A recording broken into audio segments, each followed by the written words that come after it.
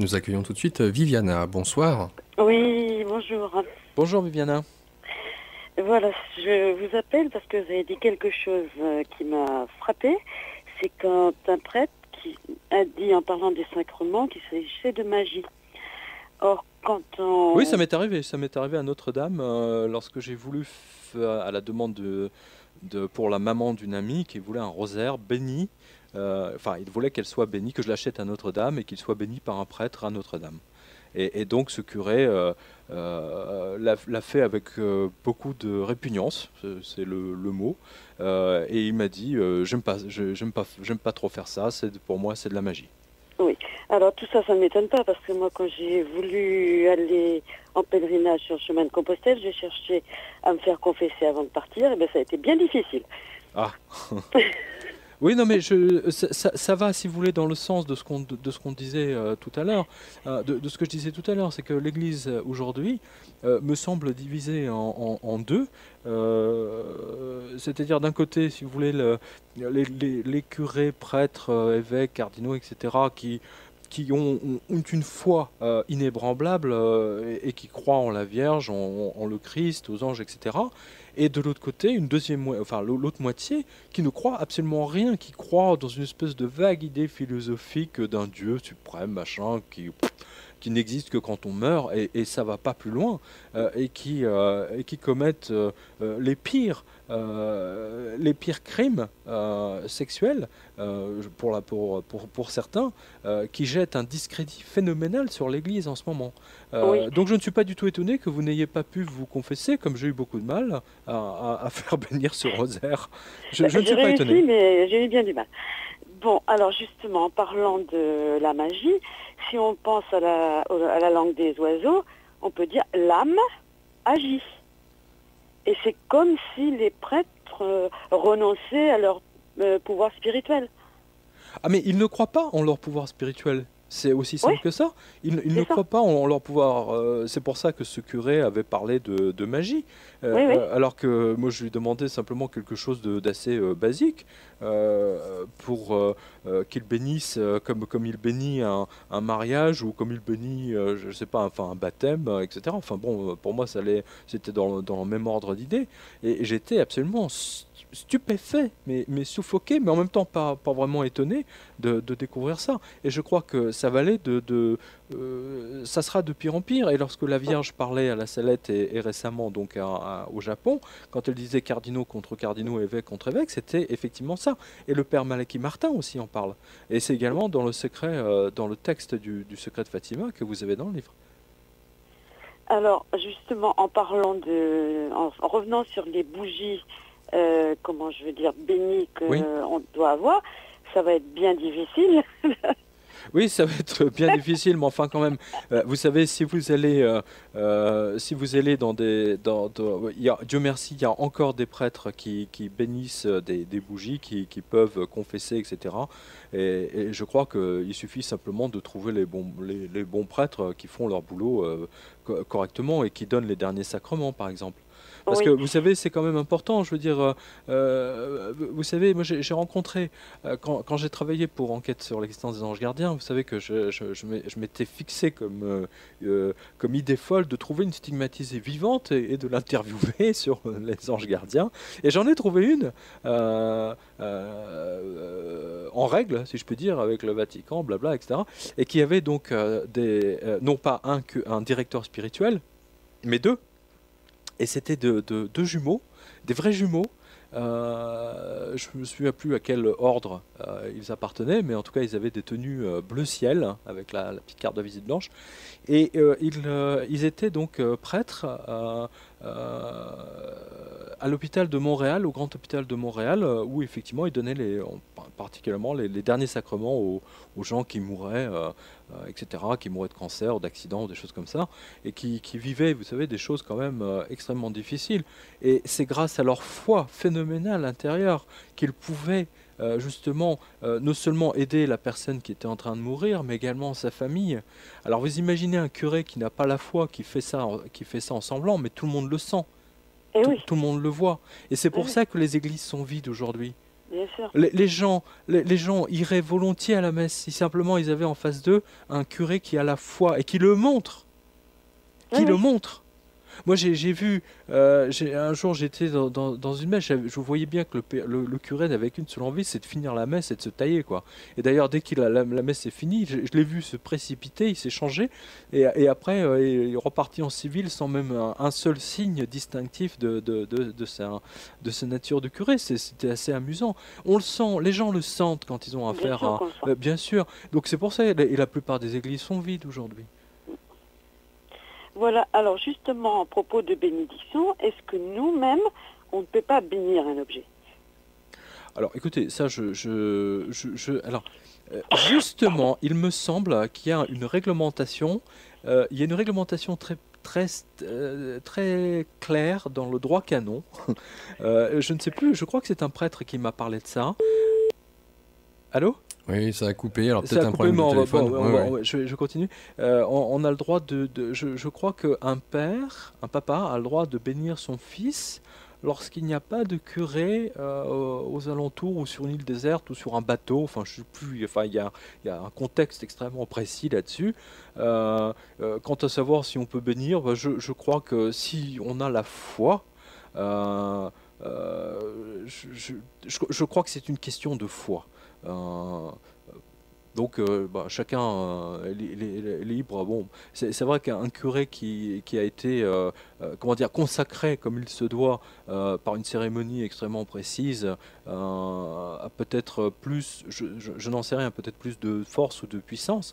C'est possible, mais si vous ne trouvez pas de curé, hein, puisque tout à l'heure c'est ce que vous nous disiez, je pense que votre bénédiction sera toujours plus forte que celle d'un curé qui ne croit pas au Dieu qu'il est censé servir.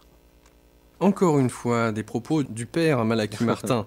Alors écoutez bien Ah, tu ça. l'aimes bien, hein, le père Malachi Mais Martin, on le bah, retrouve comme moi. partout, tout Mais oui, au long mais j'ai une du... admiration sans borne pour lui. D'abord, parce que c'est un sumérologue, c'est un assyrologue, parce que j'ai découvert, parce qu'il a travaillé sur les manuscrits de la main, c'est un linguiste. Hein. 7 langues.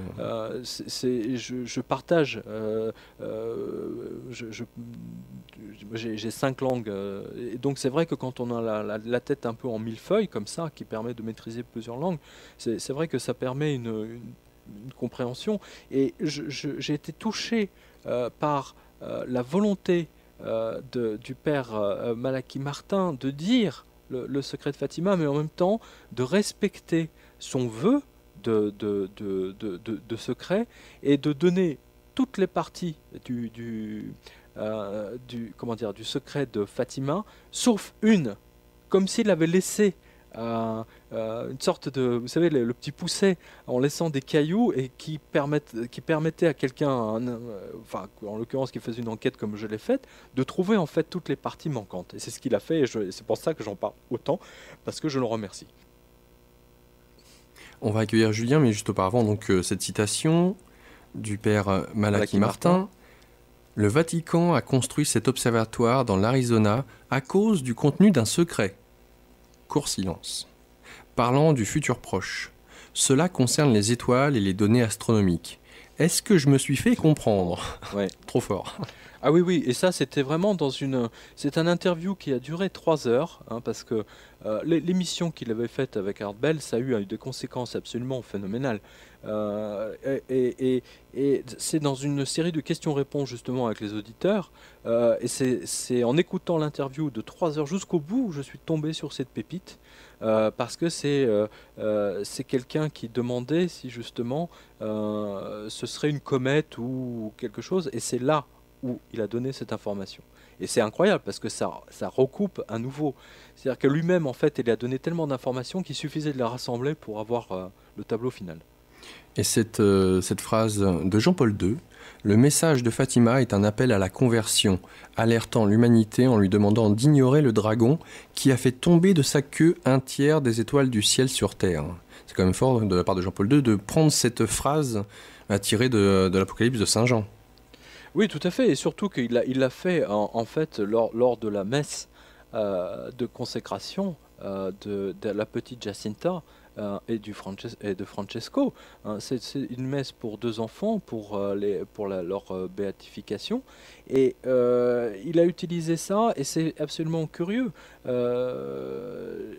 Personne n'a vraiment compris, sauf si c'était un message de la part de Jean-Paul II. Alors, selon beaucoup de spécialistes, effectivement, c'est un message en disant que quelque chose allait arriver dans le ciel. Donc on peut le voir comme ça. Mais pour revenir donc sur le père Malachi Martin, il a passé sa vie, je tiens à le préciser hein, pour les gens qui nous écoutent, tous les matins, il se réveillait tous les matins à 6 heures, et à 6h30, il célébrait une messe en latin, et il était extrêmement dévoué à la Vierge de Guadalupe. Et toute sa vie, il n'a jamais manqué une seule messe le matin, ce qui est quand même absolument incroyable. Et ça montre bien à quel point il était lui-même dévoué. Et nous, il ne faut pas oublier qu'il a travaillé comme éminence grise pour Jean-Paul II quasiment jusqu'à la fin. Puisqu'il était, il y a un livre qui est sorti de la part d'un ancien agent de la DGSE, Pierre de Villemarest, qui a écrit un livre qui a publié en 2006, Vatican et KGB, donc qui raconte l'histoire absolument incroyable entre les manipulations du KGB sur le Vatican depuis Lénine en fait jusqu'à nos jours. Et le nom du père Malachi Martin revient une vingtaine de fois, surtout en tant qu'envoyé spécial secret de Jean-Paul II. Et nous accueillons Julien. Julien, bonsoir. Oui, bonsoir. Bonsoir. Moi, je voulais vous remercier pour votre émission, parce qu'à titre personnel, je milite en permanence pour que, en fait, on inculque dans l'éducation nationale aux enfants les bases des connaissances spirituelles qu'on trouve, notamment, vous avez fait référence donc à la mythologie grecque, Oui. romaine, à travers le christianisme, les grandes religions, etc., qui ont fait notre histoire. Donc, Oui, vraiment, en plus, moi, vous savez, je ne sais pas quel âge vous avez. Moi, je peux vous dire moi que j'ai 34 ans. Voilà, j'en ai 48.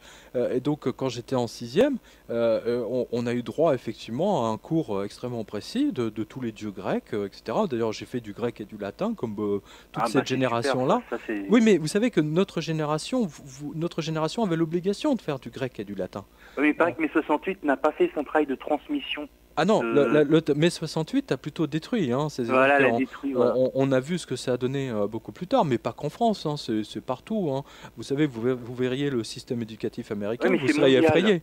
Oui, c'est mondial, absolument. On est dans un système mondial, en fait. C'est les multinationales. C'est pour nous vendre des marchandises, quoi.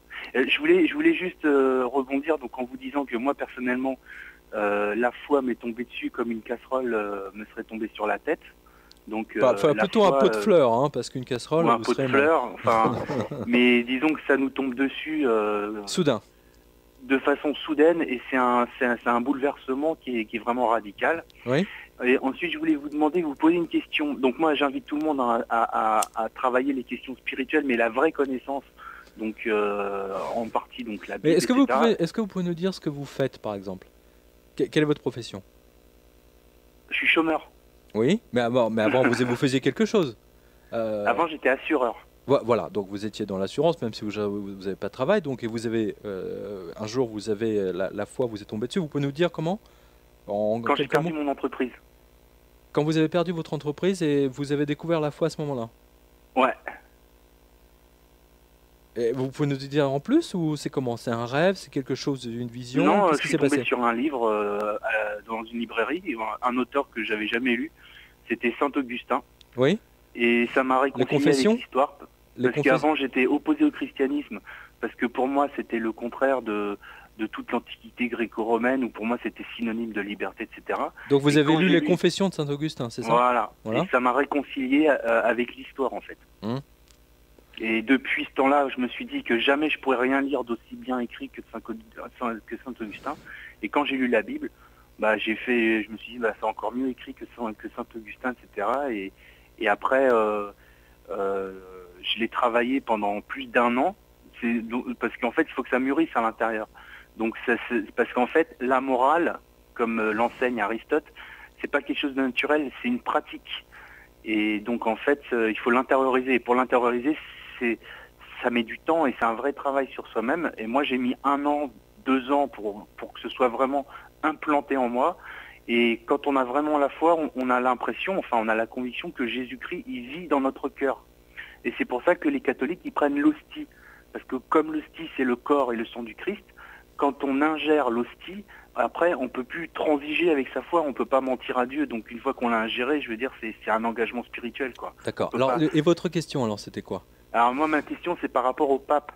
Parce que j'ai aussi la conviction personnelle que le pape ne fait pas son travail et que d'une certaine façon, il éloigne les fidèles de l'Église et que c'est fait sciemment, en fait. C'est une impression. Oh, vous savez, Et c'est j'ai pas, lu c'est pas des- qu'une impression. Vous savez, Paul VI Voilà. avait quand même déclaré, il avait déclaré quelque chose d'absolument effrayant. C'est une déclaration publique et il a dit la fumée de Satan est rentrée au Vatican et il ne s'explique lui-même pas comment c'est possible. Jean-Paul II s'est souvent plaint du fait que tout ce qu'il demandait était systématiquement bloqué au sein du Vatican. Et par exemple, Benoît XVI lui-même s'est ouvert à son journaliste favori qui s'appelle Vittorio Messori dans le Corriere della Sera. Il lui a dit que cette affaire du troisième secret de Fatima est une débâcle totale et qu'on lui avait forcé la main. Et apparemment, il serait infiltré par d'autres obédiences spirituelles telles que les francs-maçons, quoi, ce qui paraît. Bon, écoutez, certainement vous savez, entre l'Opus Dei qui est effectivement un poids non négligeable, et encore, je pense que le poids de l'Opus Dei serait plutôt positif par rapport à d'autres choses, mais je crois que Benoît XVI, comme Jean-Paul II et comme tous ses prédécesseurs, par exemple Jean-Paul Ier, se sont heurtés effectivement à des forces au sein du Vatican qui ont une certaine léthargie, si je puis dire. Et d'ailleurs, on a vu ce que ça a donné hein, après le Vatican II, hein, puisque les églises en fait se sont vidées après Vatican II. Ça c'est clair, Parce que c'est si elles se vident, indiscutable. c'est dans la façon dont ils enseignent, par exemple, le catéchisme aux enfants ou la façon dont ils font la messe. C'est vrai que c'est pas très encourageant, quoi. Je veux dire, ça donne pas envie d'aller à l'église, quoi, parce que c'est pas très vivant leur manière de procéder, quoi. Non, ça j'avoue que c'est pas très vivant. Mais c'est surtout, je crois, c'est ce que je disais tout à l'heure à Marie-Christine, je crois qu'on avait à l'antenne tout à l'heure, c'est que les fidèles sentent l'absence de foi des prêtres qui célèbrent la messe, tout simplement. Ouais. C'est aussi bête que ça va pas plus Ah, loin. moi je suis d'accord avec vous. C'est ce que j'ai Et ressenti que aussi. s'il y avait, quand les gens Moi, j'ai voulu être baptisé. Ils m'ont dit il faut que vous attendiez 3 ans pour pouvoir être baptisé. Et j'aurais demandé pourquoi, etc. Ils m'ont dit bon bah parce que en fait ils ont tout fait pour que je rentre pas dans leur petit groupe parce qu'ils étaient bien entre eux, etc. Et alors que j'avais vraiment la foi, quoi. Et au jour d'aujourd'hui j'ai toujours la foi et c'est vraiment très difficile de se faire baptiser dans l'Église catholique, quoi. C'est très très dur. Julien, un grand merci pour ton intervention. Ok, On va laisser merci, la place aux autres. Bonne soirée. Toi aussi, au revoir Merci Julien. pour l'émission, hein. Merci. Merci à toi. Alors, tu essayes de donner une période de temps dans le livre, une fenêtre temporelle. Oui, une fenêtre temporelle, oui. Après, à partir donc de tout le livre, hein, de toutes les données que tu as pu recouper ici et là. Alors, voici ce que tu en conclus. Donc, les voyantes espagnoles, donc, qui ont fait référence à Garabandal, sont nées en 1949 et doivent prévenir le monde du premier miracle. Donc, celui où il y a comme 2 étoiles qui se télescopent dans le ciel. En admettant qu'elles vivent jusqu'à 100 ans, cela nous donne l'an 2049 comme première date butoir. Alors, le téléphone sonne, je n'ai pas l'occasion d'y répondre puisque je suis en train de lire. Je vais continuer. Vas-y. Voilà. Donc, les voyants de Garabandal, effectivement, Conchita je me suis basé là-dessus. Alors, je ne pense pas que Conchita, si elle était centenaire, pourrait dire grand-chose ou si elle serait tout à fait crédible. Hein. Donc là, tu peux reprendre le texte si tu le souhaites. Donc, je me suis basé sur d'autres marqueurs, comme par exemple celui d'un monsieur qui a perdu ses yeux et qui est allé voir le Padre Pio. Et le Padre Pio donc l'a encouragé à aller à Garabandal pour Recouvrer la vue.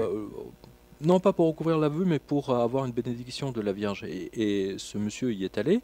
Et il avait reçu un message de la part de Conchita qui lui a dit qu'il verrait donc le miracle en question de Garabandal de son vivant. Donc là, je donne une autre date. Et je donne également une date par rapport à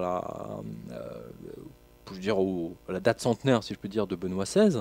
Et donc, grosso modo, on peut dire qu'à partir du décès de Benoît XVI, et j'espère qu'il vivra très très longtemps, je peux dire qu'à partir du décès de Benoît XVI, tout peut arriver.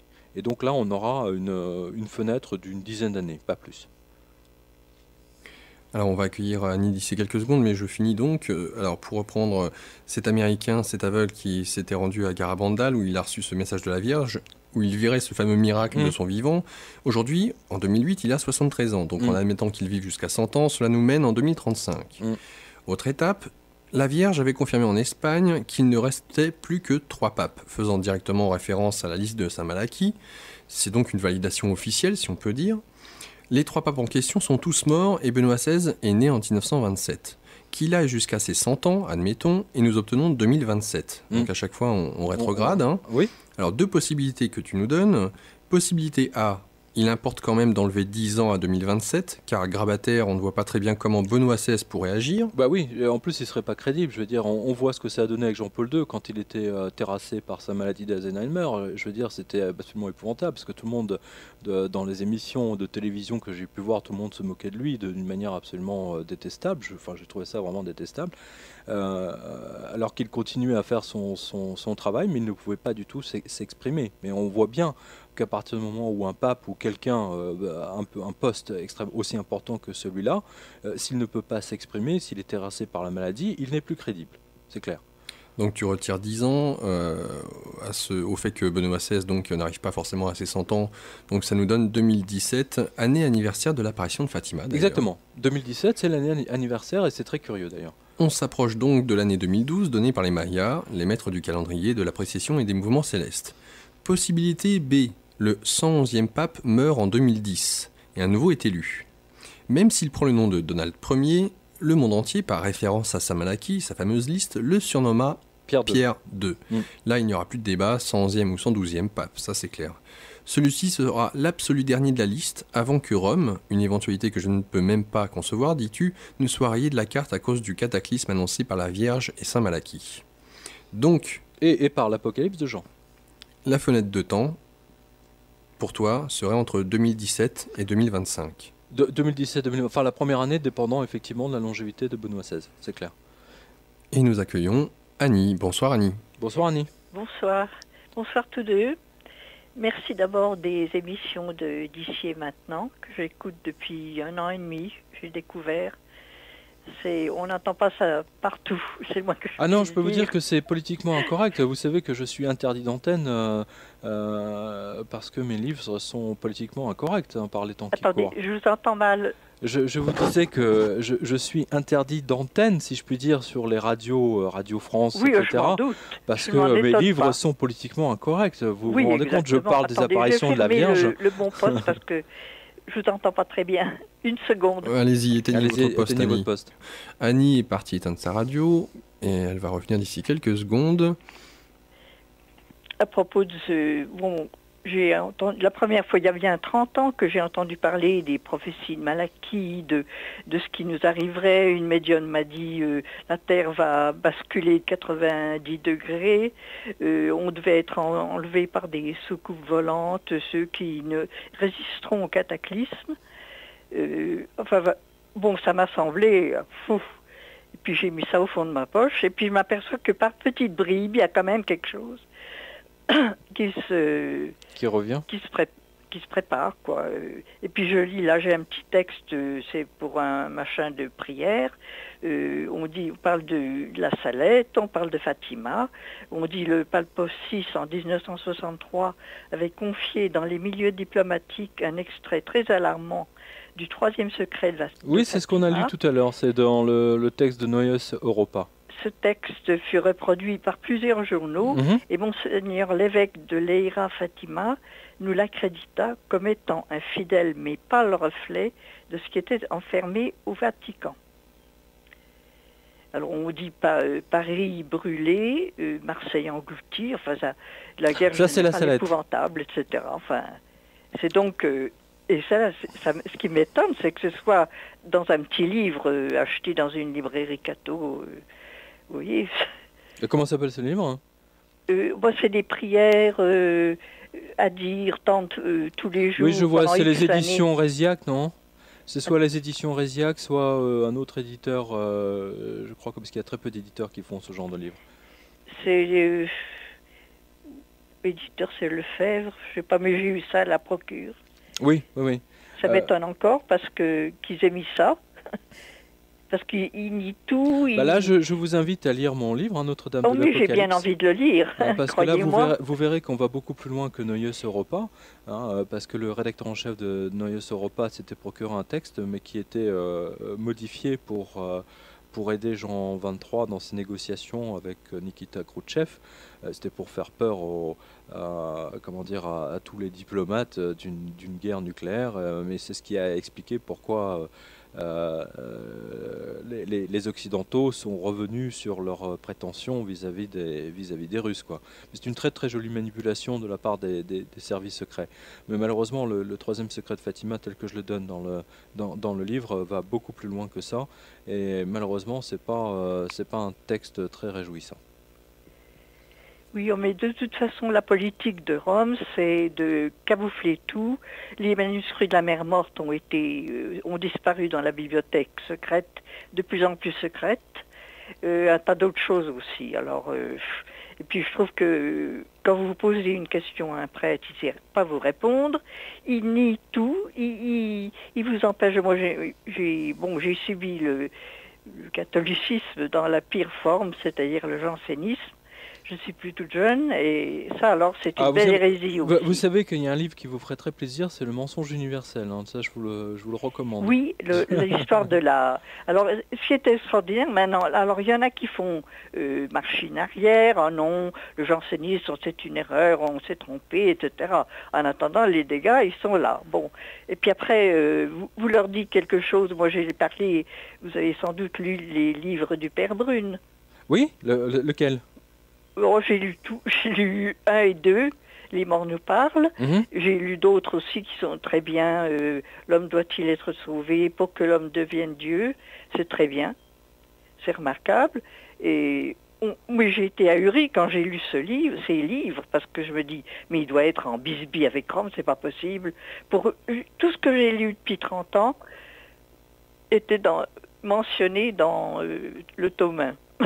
D'accord. C'est ahurissant, il m'a réconcilié un petit peu avec les prêtres, parce que vraiment, ceux-là, alors là... Puis alors l'enseignement qui s'arrête à 11 ans, comment voulez-vous que expliquer quoi que ce soit aux gosses, c'est pas si facile. Alors on prend ça naïvement, on y croit, mais... Et puis après on se pose des questions, et on s'adresse à des prêtres qui font 7 ans au séminaire, on se demande qu'est-ce qu'ils apprennent. Parce que franchement, ils sont incapables de vous dire quoi que ce soit. Oh, c'est l'Ancien Testament, ou quelquefois, en ce moment, ils ont pour habitude de systématiquement, dès que vous leur posez une question, ils ont l'habitude de vous répondre en faisant des citations de l'Ancien ou du Nouveau Testament, mais sans jamais répondre véritablement. C'est vaseux, ce qu'ils disent, voilà, c'est vaseux. C'est tout à fait vaseux. J'écoute depuis peu Radio Notre-Dame. Mais écoute, j'en ai par-dessus la tête des choses énormes. Ils ne savent pas. Les gens leur posent des questions. Par exemple, ce qu'on appelle, c'est dans le credo, la résurrection de la chair. Bon, d'abord le mot, à mon avis, c'est pas ça du tout. Il s'agit, Dieu merci, on ne va pas traîner une carcasse, ou être obligé de manger, de digérer, et j'en passe, c'est des meilleurs. Bon, on a un corps spirituel. Enfin, j'ai retrouvé dans l'ésotérisme, dans l'hindouisme, un tas de choses qui sont dites avec ses mots à lui par Pierre Monnier. Vous avez le Polyte XIV. Bon, il redit la même chose dans ces termes. C'est pas des termes hindous, bien sûr. Il n'avait jamais entendu parler de ça. Il le dit depuis l'au-delà. Donc, mais par contre, alors si Pierre Monnier, c'est les lettres de Pierre. Aux gens de Radio Notre-Dame, ils sont dans leur petit personnage, ils répondent d'une façon ultra vaseuse. On récupérera notre corps. Oui, mais enfin là, vous êtes puis sur alors, Radio Ici et Monde, Maintenant. je ne sais pas pourquoi. Là, vous êtes sur, vous savez, Radio Notre-Dame, c'est la radio de l'évêché, donc ne vous attendez pas. C'est la radio de l'évêché. Oui, catholique, oui, donc je ne m'en vous doute, attendez mais pas à des je ne suis pas lumières. autrement étonnée. C'est malheureusement pas des lumières, vous savez. Et puis quand j'ai parlé à un prêtre de Pierre Monnier, il me dit c'est New Age, tout était New Age. Pierre Monnier, c'est tout sauf New Age. Hein. Franchement, Il n'y c'est le avait plus pas de beau New texte Age à que j'ai. l'époque, on n'en parlait pas. Non, mais en plus, c'est le plus beau texte qui m'a été donné de lire. C'est le plus... Basilane avait fait sa mission, hein, c'est le plus complet. C'est vraiment... Annie, évidemment, il y a... Annie, excusez-moi, mais Richard est en attente. Bon, qu'est-ce que je voulais dire? Oui, alors, cette histoire du péché originel, moi, c'est... Je ne sais pas trop comment on n'y comprend rien. Alors là, écoutez, je vous invite, franchement, allez, je ne sais pas si vous avez accès à Internet ou si vous avez un libraire. Internet, écoutez, alors à ce moment-là, lisez le livre mon livre qui s'appelle Le mensonge universel. Et là, vous allez être ravis. Oui, mais vous êtes sûr? Parce que moi, j'ai lu certains, vous verrez. Annie, je suis désolé, mais Annie, s'il vous plaît, il y a Richard qui est en attente. J'aimerais pas le faire trop patienter. Je pense que Pierre vous a répondu, en tout cas, concernant votre question. Donc, vous pouvez trouver le livre sans problème, notamment en faisant la demande auprès de n'importe quel libraire. Voilà. Le mensonge universel. C'est chez qui? Le Jardin des livres. Ah oui, c'est vrai. De Pierre Jovanovic. D'accord, merci. Merci à vous. Annie. Merci. Bonne soirée. Enfin, bonne journée plutôt. J'aimerais dire, parce que là, il y a le téléphone du secrétariat qui sonne. Donc, il y a un auditeur ou une auditrice qui essaye d'appeler et d'avoir accès à l'antenne, mais vous avez fait le mauvais choix. Au lieu de taper le choix 1, c'était le choix 2, ou inversement, je ne sais pas. Donc, arrêtez d'appeler au secrétariat, il n'y a personne pour répondre, c'est à l'antenne que ça se passe. Donc, raccrochez votre téléphone, et comme ça, vous composerez l'autre choix, et vous aurez accès à l'antenne. Nous accueillons tout de suite Richard. Bonsoir Richard. Oui, bonsoir messieurs. Bonsoir Richard. Bien intéressant là tout ce qui a été dit jusqu'à présent. Au moins disons, c'est bien d'avoir fait ce panorama des... Je suis étonné, je dois le dire, c'est extraordinaire. Il est quand même 4h30 du matin et on a des appels, c'est fabuleux. Donc, oui, d'avoir fait merci en tout cas. ce panorama des prophéties. Hein, donc il y a bien une convergence, concordance et convergence. Concordance et convergence, absolument. Alors donc il y a quand même une chose, bon juste un petit détail, hein, on n'en est pas au troisième secret, puisqu'en fin de compte il y a un seul secret, mais c'est la troisième partie qui a été occultée. Hein. Voilà, c'est ça. Ouais, bon, enfin c'est pas ça, moi j'appelais, c'est parce que, alors je me souviens plus, parce que ça m'a revenu en mémoire, alors bon, il y a des apparitions mariales, d'après les témoignages, bon, il y a bien eu, disons, apparitions mariales, puisque c'est comment à Lourdes, hein, l'Immaculée Conception, la Salette. Par contre, de mémoire, il y en a une apparition où je ne sais plus si c'est à Garabandal, Fatima, Guadeloupe, non je crois que c'est entre les deux plutôt, Fatima et Garabandal, où il est question, d'une créature féminine, mais il n'a jamais été évoqué le nom de la Vierge. Et à telle enseigne, dans la description, des témoins parlaient d'une femme avec une jupe courte qui lui arrivait aux genoux. Alors ça c'est d'après ce que j'ai vu, hein, j'ai bien vu ça. Ça a été un grand débat qu'on a retrouvé partout, figurez-vous. Ce n'est pas simplement, ça a été vu à Medjugorje, ça a été vu à Fatima, ça a été vu à La Salette. C'est absolument stupéfiant cette histoire de jupe et ça a fait scandale. Je crois même qu'à Garavandal, ils en ont fait, ou La Salette. Mélanie, si mes souvenirs sont bons... oui, mais indépendamment de la jupe, dans ce cas-là, dans ce témoignage-là d'apparition, il est jamais fait question de la Vierge. Vous avez effectivement le témoignage dans mon livre, que ce soit Mélanie ou le petit berger, là, j'ai un trou de mémoire sur son prénom. Effectivement, le personnage, ils l'ont toujours décrite comme une femme de lumière. Voilà. Et attendez, cette histoire de jupe, il ne faut pas trop s'y attacher parce qu'ils ont quand même décrit autre chose. Ils ont décrit notamment une pluie de pétales de rose qui tombaient sur eux quand elle était là. Oui, elle-même elle flottait sur un bouquet de fleurs, de roses, et elle avait des roses sur ses pieds. Et autour du cou, elle avait une croix Et sur cette croix, il y avait donc le Christ, et le Christ était vivant. C'est-à-dire que si vous reprenez les descriptions des enfants, ce qu'ils ont vu, ça dépasse l'entendement, je vous assure. Donc l'histoire de la jupe, je peux dire que c'est secondaire, mais ça a beaucoup servi à tous ceux qui ont essayé de tourner en dérision aussi bien Fatima et surtout que non, je parle pas de vous, hein. Je parle parce que cette histoire de jupe, je l'ai vue, hein, je l'ai vue en anglais, je l'ai vue en espagnol, la thèse extraterrestre, quoi. et c'était absolument sidérant. Ça m'avait beaucoup plu.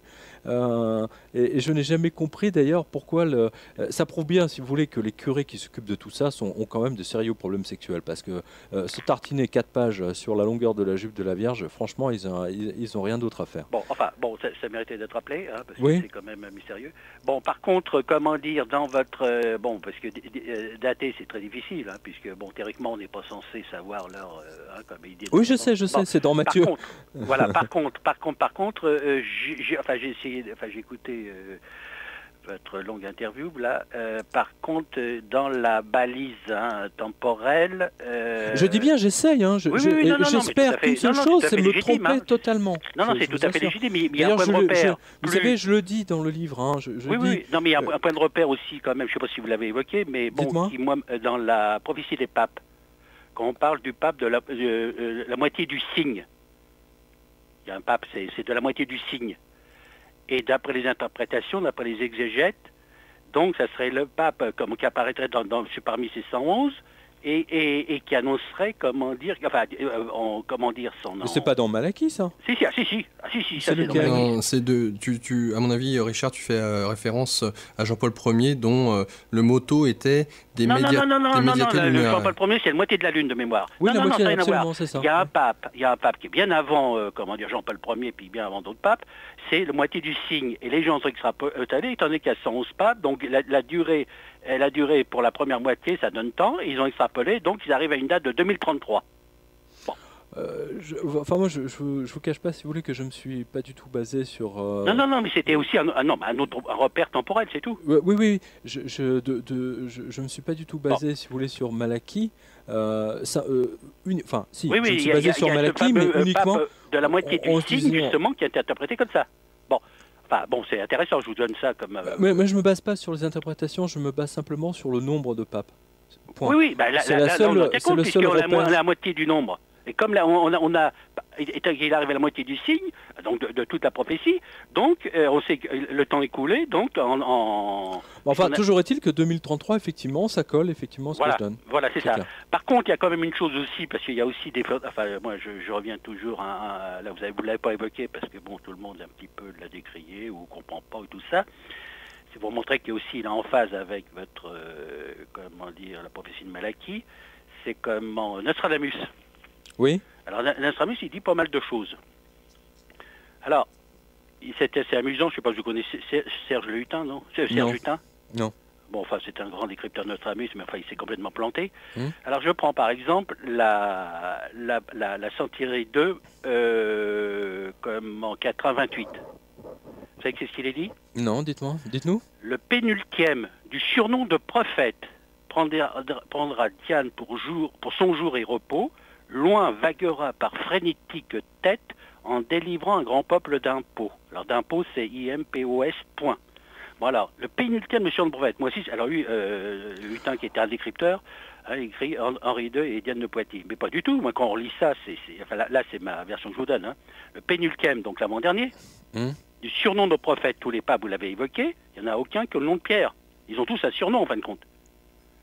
Donc le pénultième de surnom de prophète prendra Diane pour son jour et repos. Alors prendre Diane pour son jour et repos, Diane, c'est le jour du lundi, hein. C'est le jour de la lune, hein, Diane. Oui. Il a été élu un lundi, Jean-Paul II. Le pénultième, c'est bien l'avant-dernier pape. Oui, je ne sais pas. Le pénultième.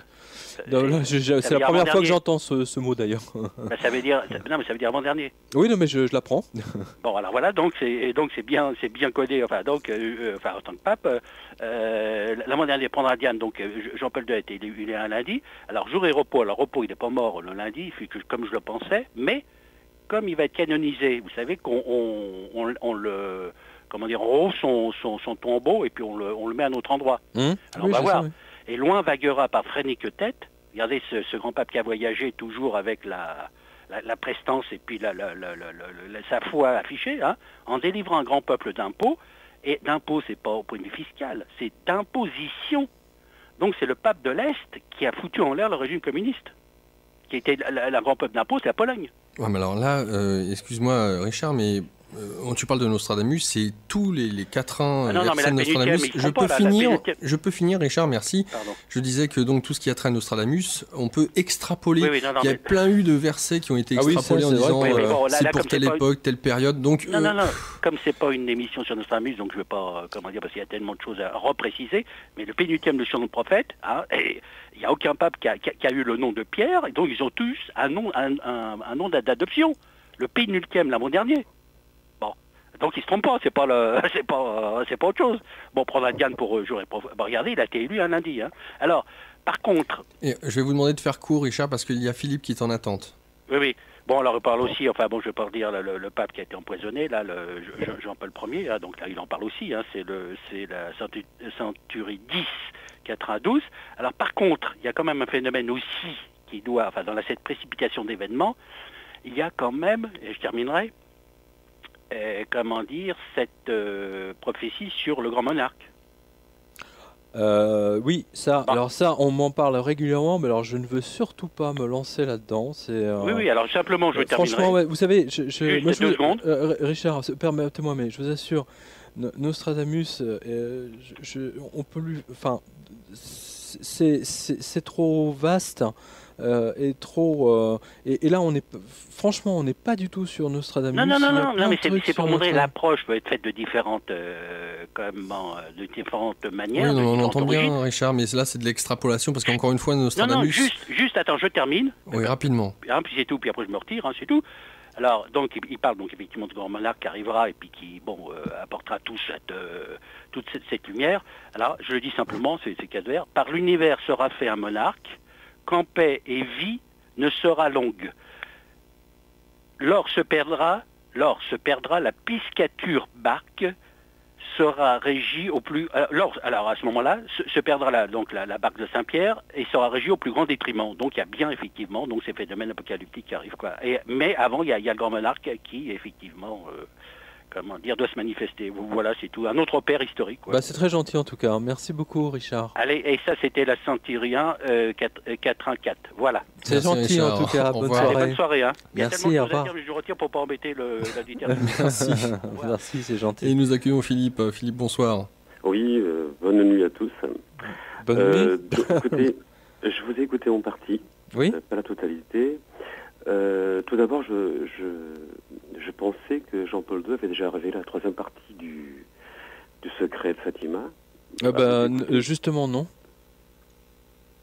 Je suis un petit peu surpris parce qu'il m'avait semblé entendre, ou avoir lu d'ailleurs aussi, un contenu répondant, soi-disant, à cette troisième partie. Oui, non, mais vous ne vous êtes pas trompé. Hein, ça correspond, si vous voulez, à la conférence de presse qui a été faite par, à l'époque, le cardinal Ratzinger, qui était accompagné du cardinal Tarcisio Bertone avec l'attaché de presse. Donc ils ont fait un grand cirque en disant qu'ils allaient donner le troisième secret de Fatima, qui était donc un homme vêtu en blanc qui était tué par des flèches. Voilà, mais c'est ça. Mais justement, mais c'est ça, c'est ce que j'appelle le faux secret de Fatima.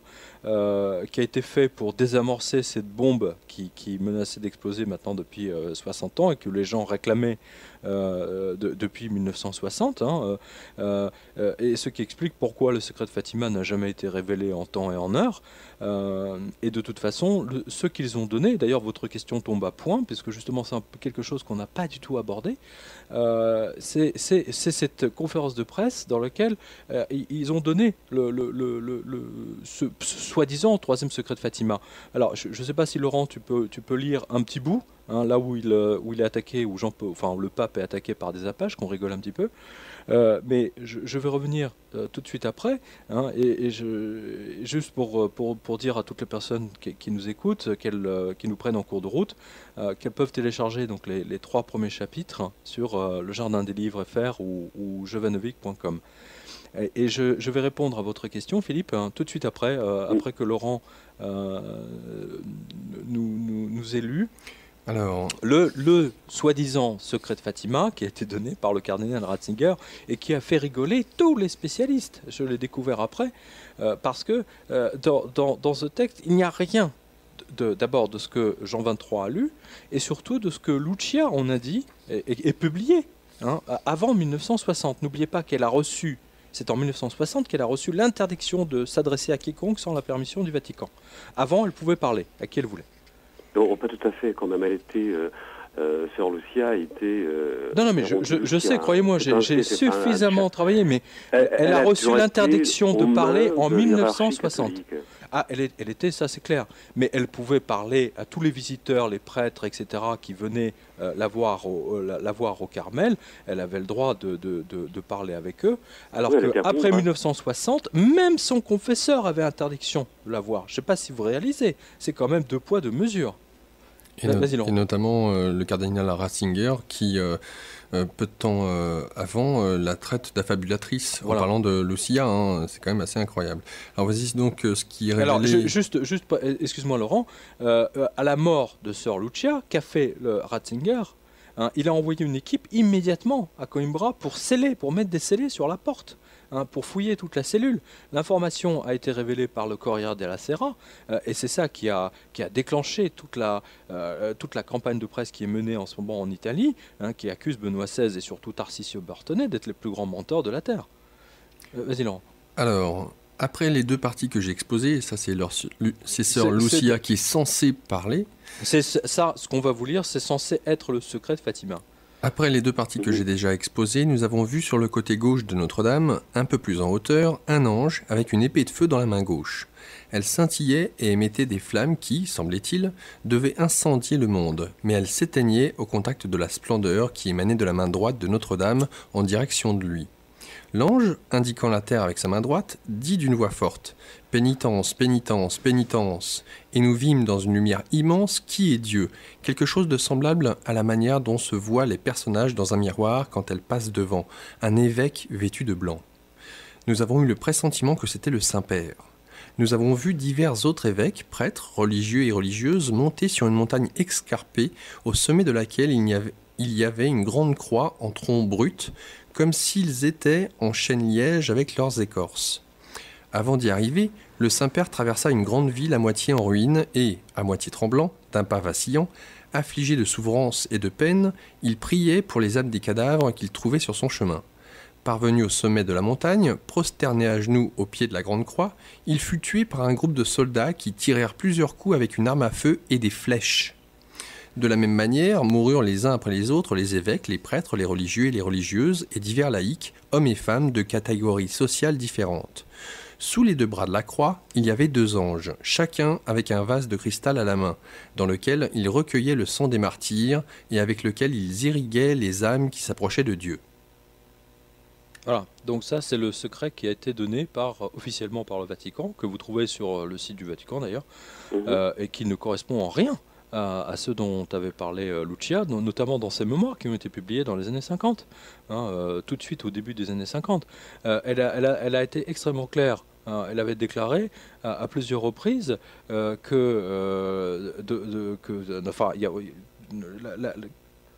y avait cette phrase qui commence par au Portugal, la foi ne sera pas perdue. Je cite de mémoire. Ensuite, que le contenu du secret était apocalyptique et qu'on le retrouve aussi bien dans les évangiles que dans le texte de Jean. Son confesseur, donc lui à plusieurs reprises, lui a demandé mais qu'est-ce qu'il y a dans le troisième secret de Fatima, et Lucia lui a répondu, mais lisez les évangiles, lisez Jean, tout est dedans. Lorsque Jean 23 a lu le texte qui lui a été traduit, il a dit c'est pas possible, c'est complètement apocalyptique. D'ailleurs, le père Maleki Martin qui était là à ce jour-là en a témoigné. Or, rien de tout ça ne se trouve dans le texte qui a été donné par le Vatican. Précisément, parce que moi j'ai raté une partie de l'émission. Oui, non, mais vous êtes pardonné, vous savez, il est 4h, il est 5h moins 20, donc... Je vous remercie, mon père. Non, mais je suis pas prêtre. Non, je sais bien que vous n'êtes pas prêtre. Sinon, vous ne parleriez pas comme vous parlez. Ce que je veux dire par là, c'est, est-ce qu'à un moment donné, vous avez quand même, malgré le fait que vous avez fait un livre, donné des éléments du contenu du troisième... Oui, vous avez tout le texte du troisième secret de Fatima. Allô ? Oui, vous m'entendez ? Pas très bien, mais Vous m'entendez mieux, là ? Oui, mieux. Voilà. Vous avez tout le texte du troisième secret de Fatima dans le livre, qui est d'ailleurs, vous savez, la Vierge l'a redonné une troisième fois, elle l'a donné une deuxième fois à Garabandal, quand elle est apparue là-bas, et surtout une troisième fois dans une époque beaucoup plus récente pour nous, puisque c'est à Akita, au Japon. Et c'est un dossier où le Vatican a fait une enquête approfondie pendant 7 ans. Le dossier faisait 15 kilos, il a été validé. Le miracle de la statue qui pleure à Akita a été validé par justement, et les messages qui ont été donnés à la religieuse ont été validés par le cardinal Ratzinger justement, qui était le patron de la congrégation pour la cause des saints. Ok, mais si je comprends bien, donc il y a une attente de la part, on va dire, de Dieu, de la part des hommes, que ceci, en fin de compte, ils attendent quoi exactement, puisqu'à d'autres moments, l'histoire humaine est parcourue de souffrances, l'histoire humaine est parcourue de souffrances. Comment fait-il qu'il n'est pas intervenu à des moments où il aurait pu se manifester d'une façon tellement plus glorieuse que de demander maintenant à chacun de nous, soi-disant, une rémission de nos péchés, pour que l'on puisse être sauvé et que cette punition apocalyptique ne nous tombe pas dessus et détruise l'humanité. Attention, c'est pas du tout ce que dit la Vierge. C'est pas du tout ce que dit la Vierge. Et justement, dans l'histoire humaine, le plus grand miracle de tous les temps, pour moi, c'est ce qui s'est passé à Fatima. D'ailleurs, je vous invite à aller sur mon site. Mais je suis allé. Et vous avez une page qui s'appelle Fatima, vous avez toutes les photos immenses que j'ai mises des apparitions, plus de tous les extraits, etc. Et vous pouvez voir puisque tout à l'heure vous demandiez un signe immense de Dieu, il l'a donné à travers la Vierge, ce jour-là, le 13 octobre 1917. Pour moi, c'est incontestable, c'est le plus grand miracle de tous les temps. Et notamment, voici ce que dit le 13 octobre 1973, la Vierge. Voilà, alors ça c'est très bien. Très bien. Alors, on va vous lire ce qu'elle a redit à la sœur Agnès Sasagawa, et tout a été validé par Ratzinger à l'époque. Et encore une fois, le 13 octobre. 13 octobre, oui. Alors là, c'est la Vierge qui parle. Comme je te l'ai déjà dit, si les hommes ne se repentent pas et ne s'améliorent pas, le Père Céleste infligera un châtiment terrible à l'humanité entière.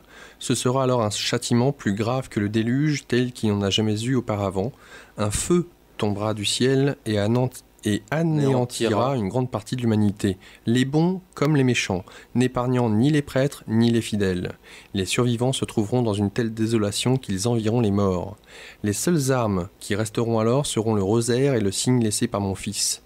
Récitez chaque jour les prières du rosaire. L'action du diable s'infiltrera même dans l'Église, de sorte qu'on verra des cardinaux s'opposer à des cardinaux, des évêques contre d'autres évêques. Les prêtres, qui me vénèrent, seront méprisés et combattus par d'autres. Les églises et les autels seront saccagés. L'Église sera pleine de ceux qui acceptent des compromis, et le démon poussera beaucoup de prêtres et d'âmes consacrées à Dieu à quitter le service du Seigneur. Le démon s'acharne surtout contre ces âmes consacrées à Dieu. La perspective de la perte de si nombreuses âmes est la cause de ma tristesse. Si les péchés croissent en nombre et en gravité, il n'y aura plus de pardon pour eux. Oui, et là c'est vraiment le texte qu'elle avait donné la première fois à la Salette. C'est extraordinaire d'ailleurs, la concordance et la validité. Et on voit bien d'ailleurs dans le vocabulaire qui est utilisé ici avec la sœur Agnès Sasagawa, c'est un vocabulaire extrêmement simple, comme le vocabulaire est extrêmement simple à la Salette, et c'est en contradiction totale avec le texte qu'a donné le Vatican. Et je vais vous donner même d'autres indications. Il y a eu un évêque qui était extrêmement curieux, donc qui était chargé d'acheminer l'enveloppe de le Sor Lucia dans laquelle il y avait le secret. Et donc il a regardé vous savez, il a mis derrière une lumière pour voir. Et donc il avait compté 24 lignes sur une petite feuille de papier. Et le texte du Vatican, lui, il tient à peine sur 4 ou 5 feuilles. Et ensuite, le vocabulaire, si vous voulez, qui est utilisé dans le texte du Vatican est extrêmement élaboré. On parle notamment de vases en cristal, etc. Ce qui est en contradiction totale avec la nature des premiers textes, enfin ce que le Vatican appelle secret 1 et 2, qui ont été donnés aux enfants et qui ont été publiés immédiatement après les apparitions en 1917. Il y a une contradiction de style, de contenu. Enfin, rien ne colle dans cette affaire. En tout cas, c'est ce qui n'est pas validé par Malachy. Voilà. Et dans le Corriere della Sera, dans un autre journal italien, il y a même eu un dessin où on voyait le pape, on voyait Ratzinger et le cardinal Borton tenant la main de Sœur Lucie en lui disant bon, maintenant vous allez écrire ce qu'on va vous dicter. Vous allez réécrire le troisième secret de Fatima. Là, vous induisez qu'il y a eu manipulation. Mais c'est une manipulation évidente. Ensuite, il y en a une autre, c'est pas moi qui le donne, c'est un autre auteur qui le dit. Vous savez, au début de cette émission, on avait précisé justement qu'à Fatima, il y avait 3 enfants, on est d'accord. Il y avait Lucia, qui voyait la Vierge, qui l'entendait, qui pouvait parler avec. Tout à fait. Ensuite, il y avait Jacinta, qui pouvait la voir, mais qui ne pouvait pas parler avec. Et Francisco, qui ne pouvait qu'entendre. Francesco, le petit garçon, voilà. Donc, donc il y avait pas besoin de vision. Or, Lucia a dit à plusieurs reprises que la Vierge lui avait dit oui, à Francesco, vous pouvez les dire. Donc on voit bien qu'il y a une contradiction totale. D'ailleurs, je le montre bien dans le livre. Et c'est Laurent Morlier, un autre auteur, qui le montre. Mais il y a eu plein d'auteurs qui montrent la supercherie du texte du Vatican. C'est triste. Mais en même temps, compte tenu de sa nature apocalyptique, je comprends qu'il veuille désamorcer cette bombe. Mais admettons, mais finalement, en fin de compte, ce qui est demandé par la Vierge, c'est simplement que les hommes s'améliorent. C'est ça Ça, c'est clair. C'est ce que vient de lire Laurent à l'antenne, c'est le texte d'Akita. Au début Elle demande pas grand-chose, elle demande à ce qu'on récite le rosaire, régulièrement. Oui, mais on peut prier autrement. Non, mais attendez, ne me demandez, vous savez, là je ne peux pas parler au nom de la Vierge.